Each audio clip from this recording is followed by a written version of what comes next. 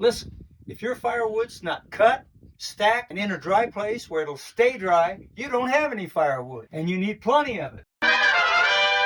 Hello, homesteaders. I want to welcome you to our firewood station here. Come on in. So here's how we keep all our firewood ready to go. All of my tools that I need are one place. I use electric chainsaws and a generator when I go out. I have a generator mounted to my trailer. I love the electric ones, not pulling your arm out of the socket. Pick them up for 15 bucks at garage sales. So that's one way of saving money, and we cut a lot of wood. We cut it right here, put it right in the bins. Neat, simple, fast, best firewood system I've had in 50 years. Hope you find it enjoyable. Keep your eyes on the sky and keep your powder dry.